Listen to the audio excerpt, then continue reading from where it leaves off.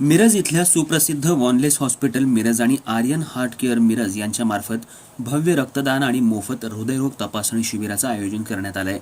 याचा सर्वांनी लाभ घ्यावा असं आवाहन मिरजेचे सुप्रसिद्ध हृदयरोग तज्ज्ञ डॉक्टर रियाज मुजावर यांनी केलं आहे। रविवार दिनांक 14 जुलै रोजी मिरज इथं हृदयरोग तपासणी शिबिरामध्ये ईसीजी आणि इकोकार्डिओग्राफी तपासणी मोफत करण्यात येणार आहे।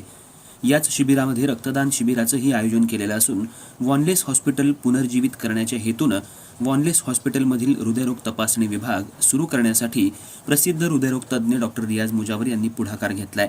याचाही शुभारंभ या शिबिराच्या निमित्तानं केला जाणार आहे। सध्या सांगली जिल्ह्यामध्ये रक्ताचा तुटवडा निर्माण झाला असून रक्तदान श्रेष्ठदान या संकल्पनेतून भव्य रक्तदान शिबिराचं आयोजन करण्यात आले। पत्रकार तसंच सर्व सामाजिक संघटना, वैद्यकीय संघटना यांच्या विशेष सहकार्यातून हे भव्य शिबिर आयोजित करण्यात आले।